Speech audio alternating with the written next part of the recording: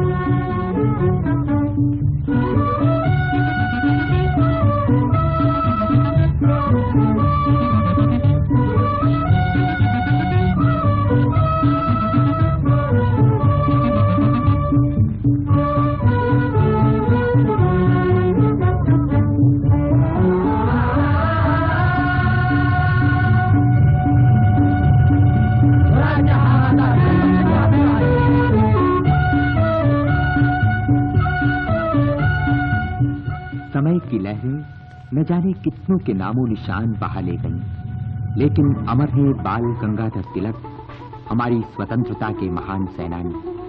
उनकी आत्मा का तेज आज भी स्वतंत्र भारत के हृदय में जगमगा रहा है। उनके कर्मठ जीवन के आदर्श कार्य हमारे इतिहास के गौरव हैं।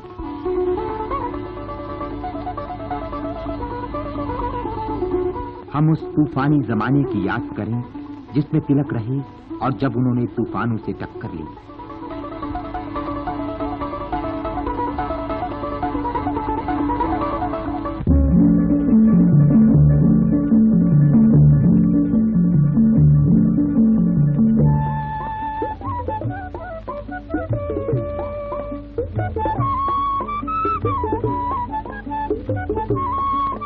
महाराष्ट्र में जो एक समय शिवाजी का अजय प्रदेश था, लोकमान्य ने अपना अधिकांश जीवन बिताया।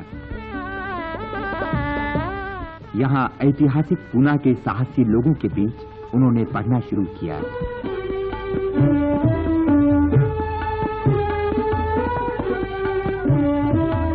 (1872) में वे डेक्कन कॉलेज में दाखिल हुए। यहाँ वे 4 वर्ष रहे। इन्हीं वर्षों में उनके अधिकांश विचारों को आकार मिला।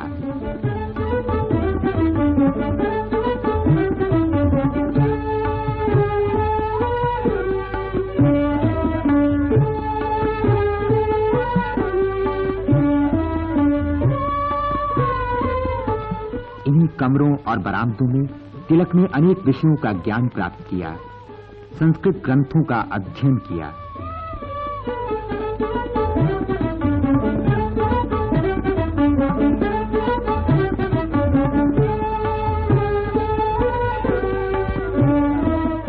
उनकी विद्वत्ता और शोध को बढ़ावा देने वालों में एक थे उनके गणित शिक्षक केरू नाना छत्रे। उन्होंने रेखा गणित और खगोल शास्त्र में तिलक की रुचि का विकास किया।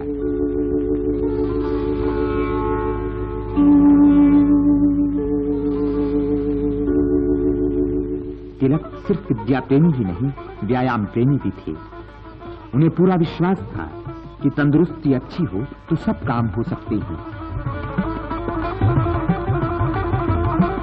वे कुश्ती लड़ते, नाव चलाते और तैरते।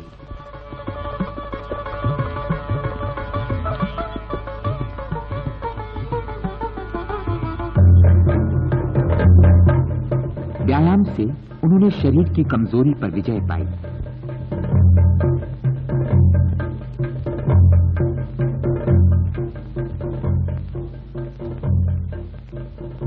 कबूल गोपाळ, शिक्षणाचा अभाव हे आमच्या दुःखाचं मूळ, पण शिक्षणाचा प्रसार करताना परक्यांच्या उंजळीने पाणी पिण्याची चीज निर्माण व्हायला हवी। ती होणार कशी बळवंतराव? आमचा भोळा धर्म, विकृत संस्कृती आणि वेडगळ चालीरीती बदलल्या वाचून चीड निर्माण होईल म्हणता? छे, मला तर असं गोपाल गणेश आगरकर के साथ वे देश की दुर्दशा पर विचार करते। ये दोनों दोस्त डेक्कन कॉलेज के पास 7-7 घंटों बिताते।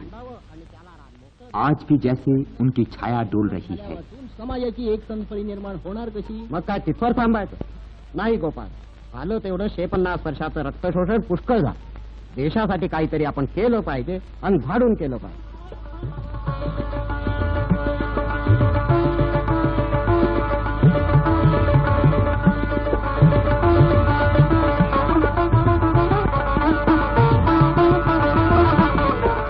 साल पर साल बीते। 1879 में 23 वर्ष की उम्र में बहुत ऊंचे दर्जे में ग्रेजुएट होकर वे वकील बने।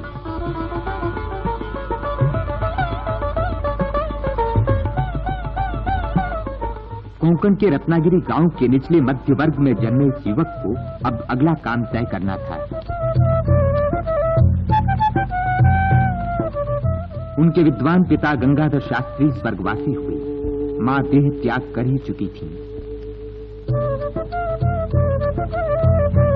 उनके चाचा गोविंद राव, जिन्होंने तिलक को पाला पोसा था, उन्हें वकालत में लगाना चाहते थे ताकि वे कामयाब वकील होकर सुख चैन का जीवन बिताएं।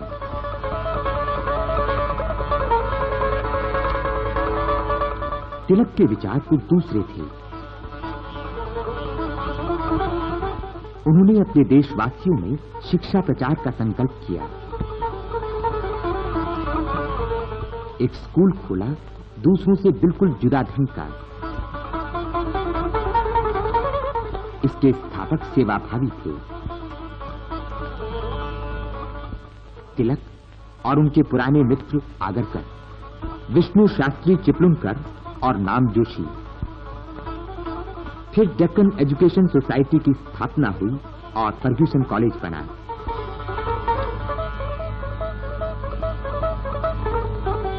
तिलक के उदाहरण ने गोपाल कृष्ण गोखले जैसे प्रतिभाशाली जवानों को प्रेरणा दी। सोसाइटी के कर्तव्यशील युवकों को जस्टिस रानाडे जैसे बड़े नेताओं का आशीर्वाद मिला। थोड़े समय बाद तिलक ने डेक्कन एजुकेशन सोसाइटी से इस्तीफा दे दिया। उन्हें डर था कि अंग्रेजी शासकों का संरक्षण संस्थाओं की देशभक्ति और स्वतंत्र भावना का नाश कर देगा। विदाई दुख भरी थी, मगर तिलक ने सिद्धांत न छोड़ा। उन्होंने अपने केसरी और मराठा समाचार पत्रों का काम संभाला। तिलक की जोरदार लेखनी से अत्याचार की तलवार कांप उठी। जैसा वे लिखते थे वैसा आचरण भी करते थे।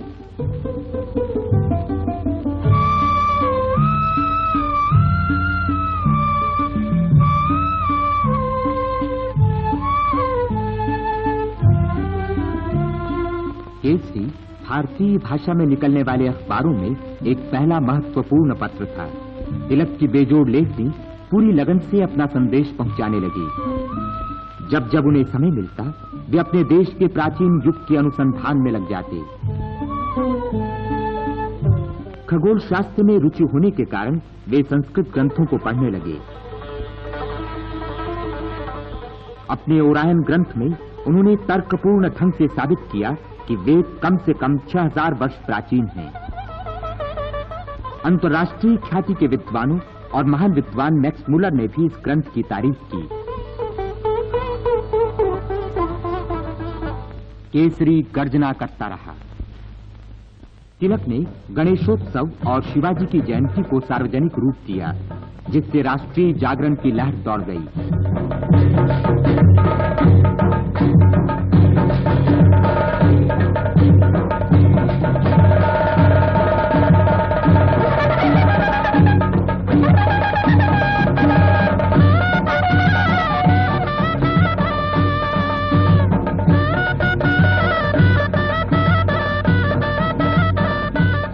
1896 में भयंकर अकाल पड़ा। तिलक ने निडर होकर किसानों से कहा कि ऐसी हालत में तुम्हें लगान न देने का पूरा अधिकार है। वे भूखे किसानों को राहत पहुंचाने के कामों की भी देखरेख करने लगे। 1 साल बाद भयंकर प्लेग फैला। भारत में इस रोग को पहले कोई नहीं जानता था। केसरी ने फिर हुकूमत को फटकारा।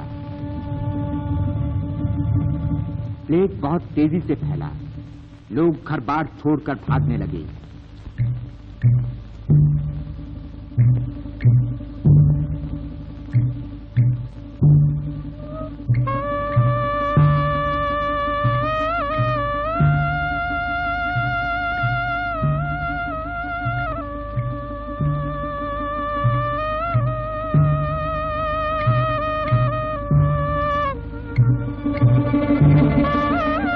पूना पर मृत्यु की विकराल छाया पड़ी। इस छूत की बीमारी की रोकथाम के लिए अंग्रेज सरकार ने रेंट नामक पत्थर दिल हाकिम को मनमाने अधिकार दे दिए। वो खुलकर जुल्म ढाने लगा।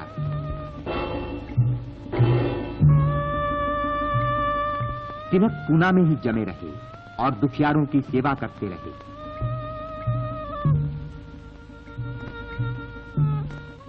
उन्होंने प्लेग के रोगियों के लिए एक अस्पताल खोला। उन्होंने सरकार की दुष्ट नीति के खिलाफ आवाज उठाई और उससे प्लेग के मारों का दुख दर्द समझने का अनुरोध किया।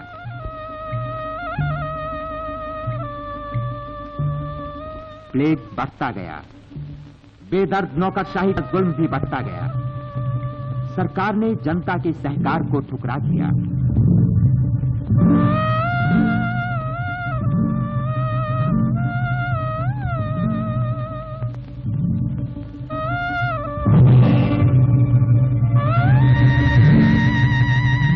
नगर में क्रोध की आग भड़क उठी। जल्द ही 22 जून को रानी विक्टोरिया का 60वां राज्यारोहण दिवस मनाया गया।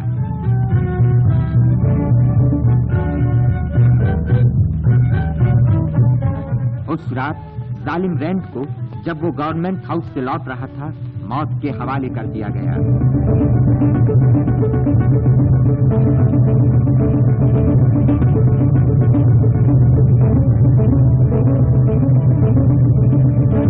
जुल्म का बदला ले लिया गया, लेकिन पांव फटने के पहले ही शहर में कातिल की खोज शुरू हो गई।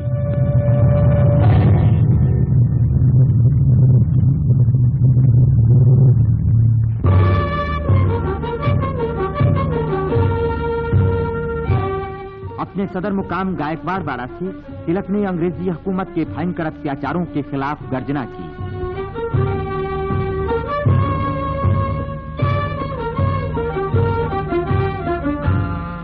अभी तक किसी भारतीय ने इतना साहस नहीं किया था। जनता का हमदर्द, उसके हृदय का फूल तिलक सरकार की आंखों का कांटा हो गया। उसने कांटे को कुचलने की ठानी।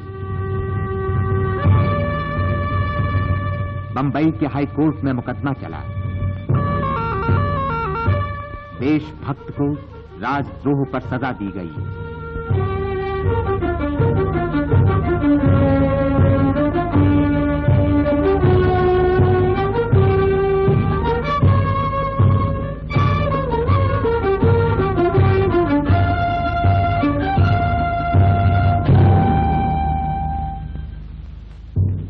डोंगरी जेल, सितंबर 14, 1897। इस दिन से तिलक 18 महीने की कड़ी सजा भुगतने लगे।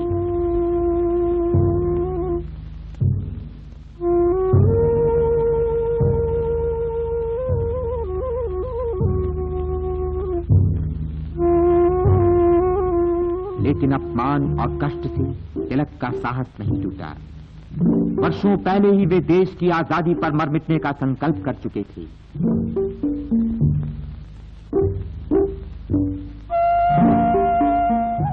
इधर वे जेल भुगत रहे थे, उधर दूर इंग्लैंड में उन्हें छोड़ने के लिए जोरदार आंदोलन छिड़ गया। उन्हें सड़ा गला भोजन मिलता था।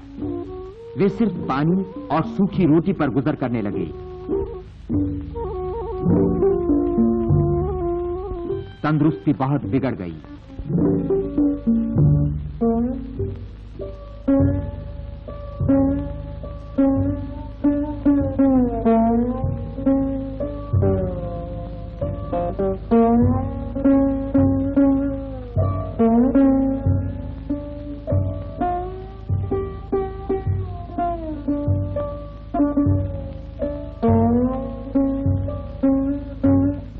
आखिर अंग्रेज सरकार ने सजा पूरी होने के पहले उन्हें इस डर से छोड़ दिया कि कहीं उनकी मृत्यु न हो जाए।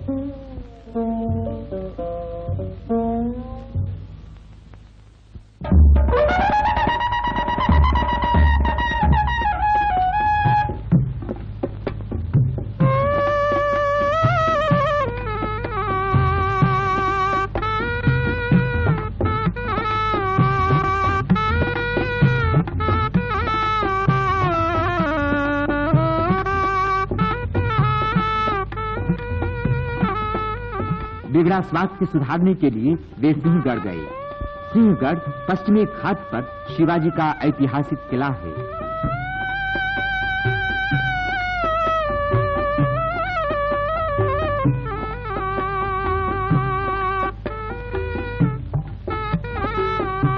शांत जीवन और शुद्ध पहाड़ी हवा से उनकी तबीयत सुधर गई। भविष्य का सामना करने के लिए वे फिर तैयार हो गए। सिंहगढ़ ने तिलक को नई प्रेरणा दी। जब सूर्य डूबता, उन्हें उत्तरी ध्रुव प्रदेश में आधी रात को चमकने वाले सूर्य की वहां के लंबे लंबे दिनों और रातों की याद आती। ओरायन में उन्होंने प्राचीन वेदों का मूल खोजा था।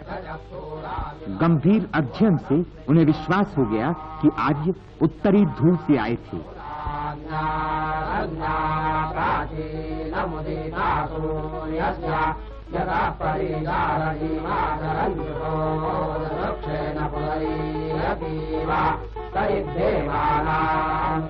इस संबंध में उन्होंने दूसरा ग्रंथ लिखा।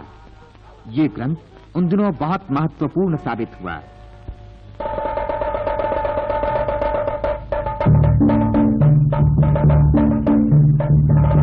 जुलाई 1899 में उन्होंने फिर आजादी की लड़ाई का मोर्चा संभाला।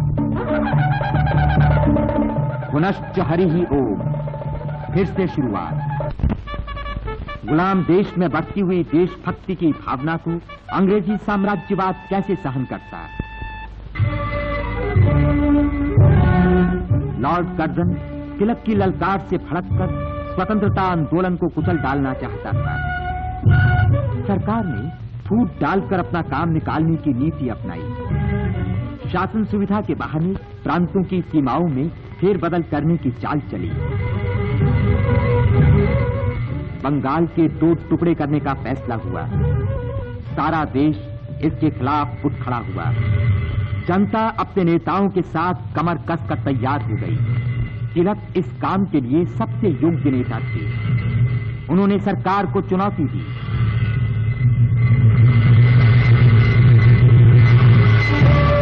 हमारे पास हथियार नहीं, लेकिन हमारे पास है एक राजनीतिक हथियार जिससे हम विदेशी हुकूमत का मुकाबला कर सकते हैं। वो है बहिष्कार। हम उसे राजस्व वसूल करने में, शांति कायम रखने में मदद नहीं देंगे। हम उसे भारत के खून और दौलत से भारत की सीमा पर या उसके बाहर युद्ध करने में मदद नहीं देंगे। हम उसे न्याय शासन चलाने में मदद नहीं देंगे। हम अपनी अदालतें कायम करेंगे और समय आने पर कर भी नहीं देंगे। क्या आप मिलकर ऐसा कर सकेंगे? अगर हाँ, तो आप कल से आजाद हो सकते हैं। तिलक की कड़कती पुकार हर दिल में गूंज उठी। प्रसिद्ध पैसा फंड आंदोलन से नए स्वदेशी उद्योग चल निकले। विदेशी शोषण की जड़ें उखड़ने लगी।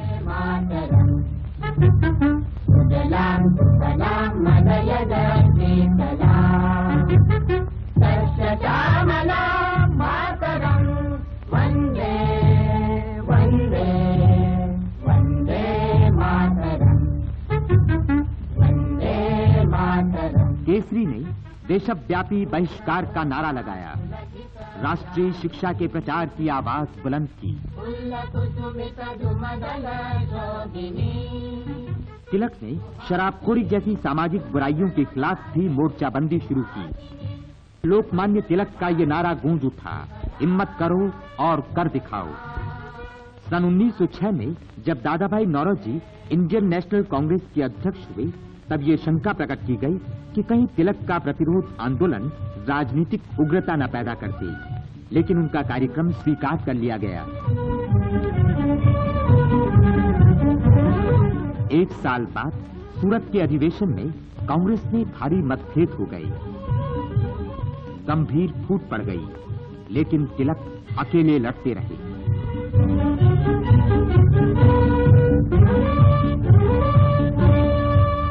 आपसी फूट से अंग्रेज सरकार को देशव्यापी दमन का मौका मिला। बंगाल में मुजफ्फरपुर ने बमों से जुल्म का जवाब दिया। आजादी की कहानी लिखी जाने लगी, नए संघर्षों और बलिदानों से। महारथी तिलक इसमें भी सबसे आगे रहे। सरकार ने भारतीय अशांति के जन्मदाता तिलक पर फौलादी पंजा बढ़ाया।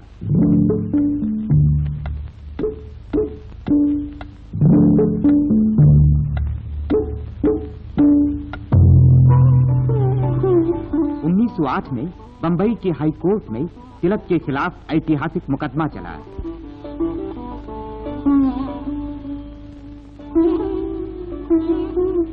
यहीं से तिलक ने राष्ट्र की आवाज ऊंची की थी।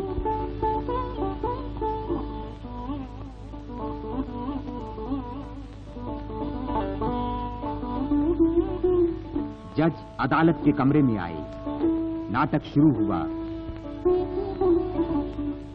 तिलक को कैदियों का पिंजरा मिला। उनका अपराध था देश प्रेम, विदेशी हुकूमत से आजादी की मांग करने का अपराध। 7 अंग्रेज और 2 भारतीयों की खास जूरी ने शपथ ली।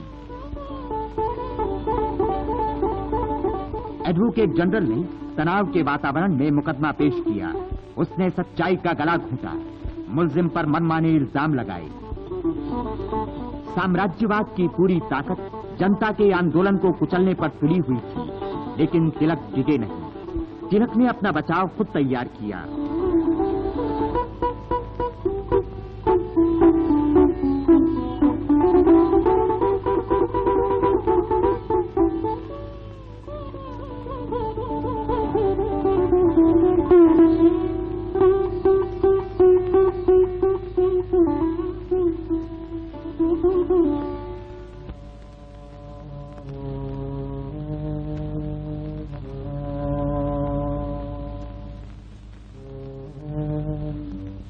जुलाई को जूरी ने बंद पहरे में तिलक के मामले पर गौर किया।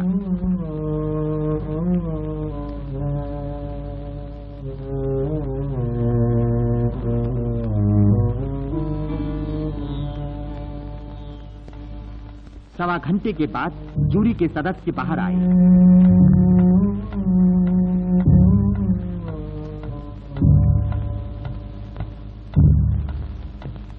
खामोशी छा गई। फैसला सुनाया गया। तिलक अपराधी ठहराए गए। 7 अंग्रेज पक्ष में, 2 भारतीय विपक्ष में। जज ने तिलक से पूछा, आपको कुछ कहना है? तिलक बोले जोरदार और साफ आवाज में, मुझे यही कहना है कि जूरी के फैसले के बावजूद मैं अपने को निर्दोष मानता हूं। इस अदालत के ऊपर भी एक अदालत है जो दुनिया के मुकद्दर का फैसला करती है। शायद ये प्रभु की इच्छा है कि मैं जिस मकसद के लिए लड़ता रहा हूं वो मेरे आजाद रहने की बनिस्बत मेरे दुख भोगने से ज्यादा मजबूत बने। तिलक के एक एक शब्द से हुकूमत की आत्मा कांप रही थी। अंग्रेजी हुकूमत उनके तन को कैद में डाल सकती थी, लेकिन उनके विचारों को नहीं। वे वास्तव में लोकमान्य थे। इस मुकदमे ने बगावत की आग और भड़का दी। मजदूरों ने पहली बार बहुत बड़े पैमाने पर हड़ताल की। तिलक को 6 वर्ष की देश निकाले की सख्त सजा मिली।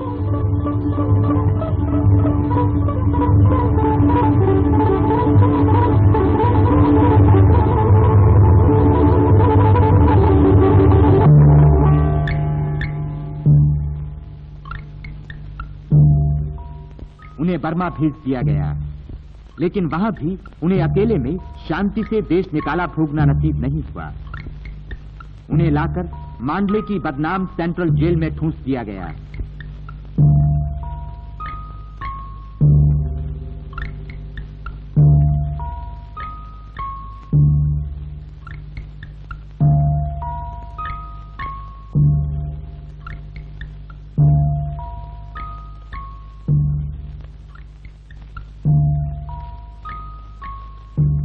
दरवाजे बंद हुए।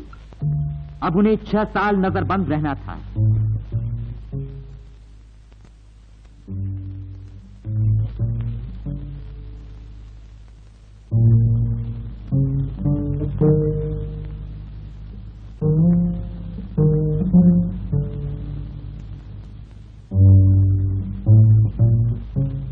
खर्च से 3 महीने में एक बार खत मिलता, काफी कटछट कर। गर्मी में मांडली तवे की तरह तपता। गर्मी या धूल से कोई बचाव नहीं।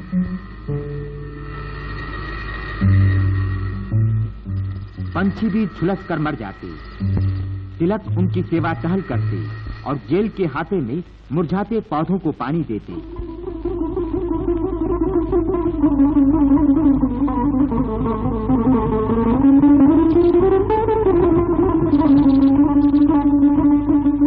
ऐसी हिम्मत तोड़ने वाली हालत में भी तिलक ने अपनी ज्ञान साधना जारी रखी।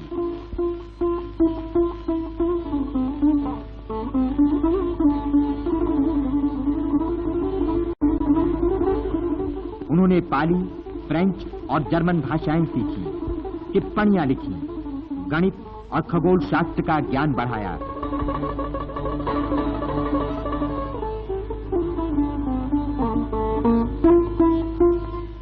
इधर पूना में उनकी धर्मपत्नी सत्यभामा बाई सख्त बीमार पड़ी।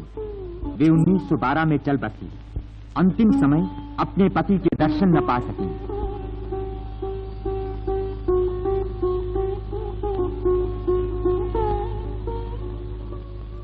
सत्यभामा बाई की मृत्यु से तिलक को गहरा आघात लगा।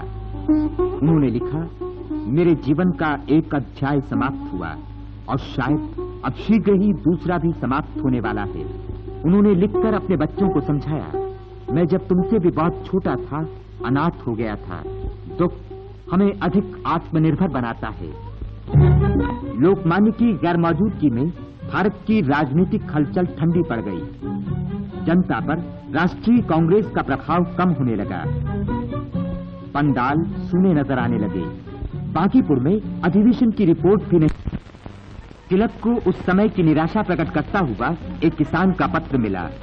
क्या भारत सदा के लिए गुलाम बना रहेगा?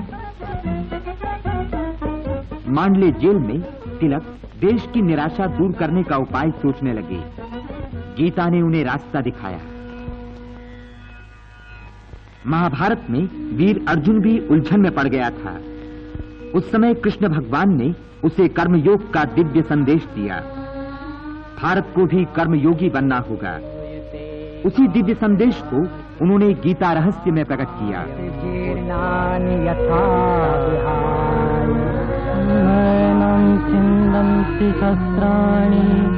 हतो वा प्राप्स्यति स्वर्गं पदर्मे निधनं श्रेयः परधर्मो भयावहः।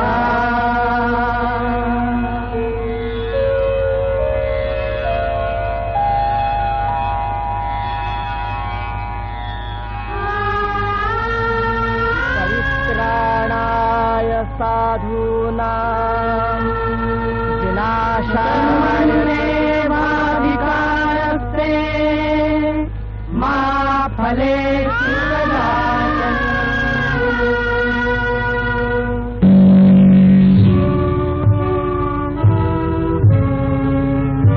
भारत में राज्यारोहण उत्सव हुआ। नए सम्राट गद्दी पर बैठे, पंचम जॉर्ज।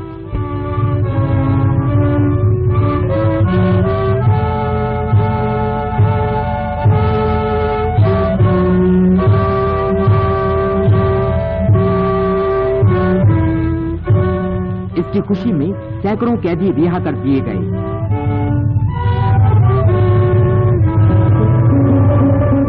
लेकिन भारत के वीर पुत्र तिलक को नहीं छोड़ा गया।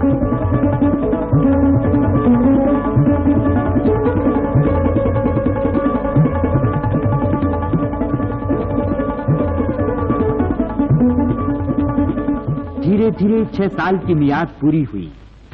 तिलक भारत लौटे।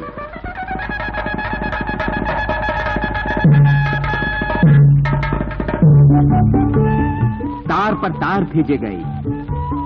चारों ओर से बधाई के पत्र मिले। सारा देश खुशी में लहरा उठा।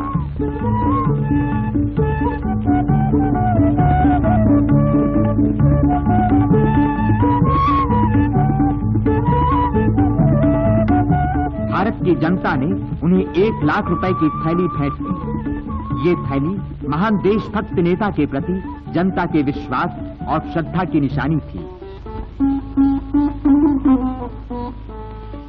तिलक ने ये रकम सार्वजनिक कार्यों के लिए सौंप दी।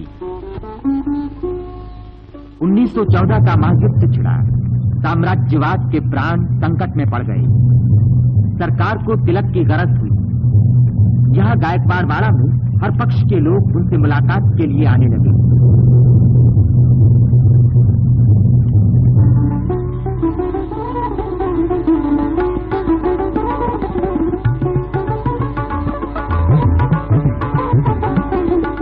तिलक का कहना था कि इंडियन नेशनल कांग्रेस क्रांतिकारी कार्यक्रम अपनाकर जनता की संस्था बने, मगर कांग्रेस के जबरदस्त नेता फिरोज शाह मेहता ने विरोध किया और गोखले ने भी। 1915 में जब इन नेताओं की मृत्यु हुई, तिलक ने पिछली कड़वाहट भुलाकर उनके आदर्श कार्यों की सच्चे दिल से सराहना की। चाहे विदेशी हर्बर्ट स्पेंसर हो या कोई भारतीय, तिलक जिसमें भी गुण देखते दिल खोलकर तारीफ करते।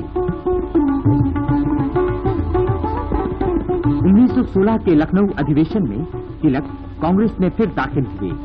उन्होंने विरोधी दलों में हिंदू मुसलमानों में एका पैदा किया। स्वराज को देश का राजनीतिक लक्ष्य बनाया। वे होम रूल लीग का निर्माण कर ही चुके थे। एनी बेसेंट के साथ उन्होंने देश का दौरा किया, लोगों में नई आशा जगाई। देखते ही देखते उनके ये अमर शब्द आजादी आंदोलन का नारा बन गए। स्वराज्य मेरा जन्मसिद्ध अधिकार है और मैं उसे लेकर रहूंगा।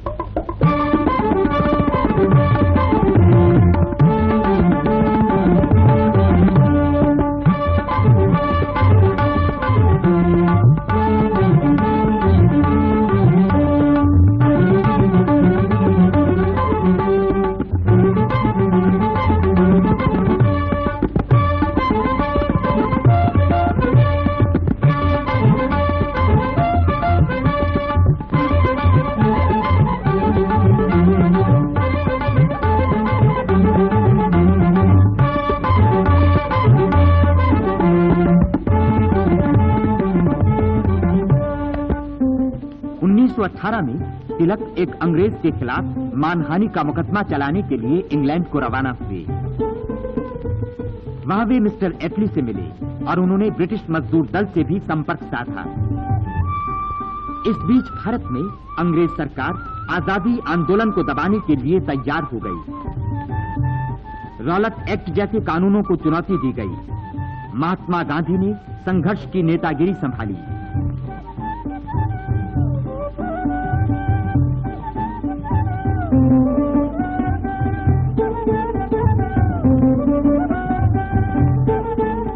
जिसके जवानों ने महायुद्ध में शामिल होकर अपना खून बहाया था, उसी पंजाब पर सरकार के जुल्म सितम की बिजली गिरी।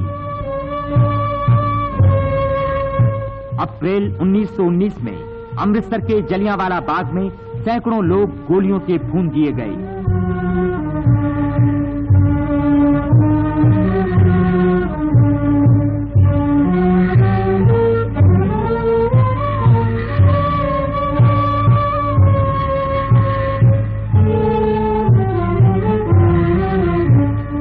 तिलक भारत लौटे। लाखों लोग आजादी के आंदोलन में शामिल हो रहे थे। अमृतसर में कांग्रेस अधिवेशन हुआ। इसके अध्यक्ष थे मोतीलाल नेहरू। सरकार ने विद्रोह ठंडा करने के लिए कुछ राजनीतिक सुधार पेश किए। तिलक ने फिर मतभेद दूर किए। जो कुछ मिले उसे लेकर पूरी आजादी के लिए लड़ाई जारी रखने की सलाह दी।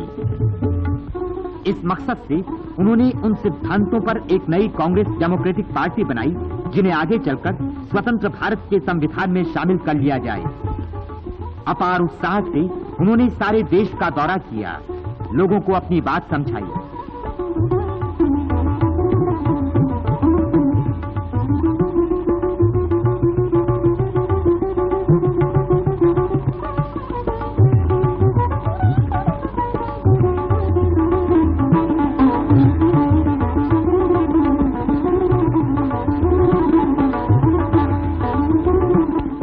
उनका तन जवाब दे रहा था, लेकिन लगन बढ़ती जा रही थी।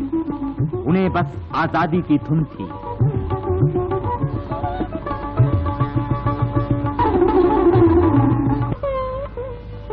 (1920) की जुलाई में तिलक बंबई आए और हमेशा की तरह सरदार गृह में ठहरे। जीवन के अंतिम दिन उन्हें यहीं बिताने थे।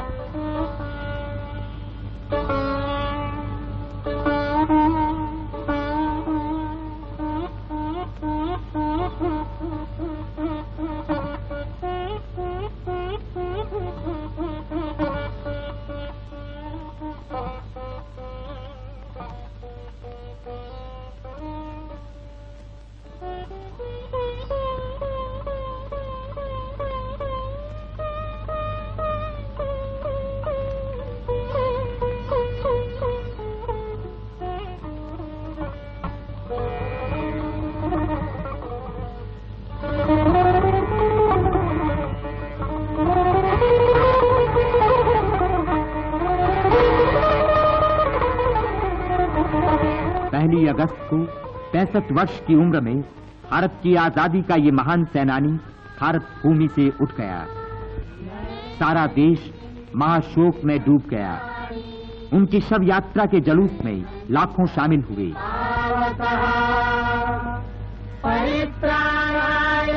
भारत के इतिहास का तिलक युग समाप्त हुआ। धर्म संस्थापनार्थाय संभवामि युगे युगे। महात्मा गांधी के इन शब्दों में भारत का हृदय बोल उठा। लोकमान्य बाल गंगाधर तिलक नहीं रहे। ये विश्वास करना कठिन है कि वे हमसे बिछुड़ गए।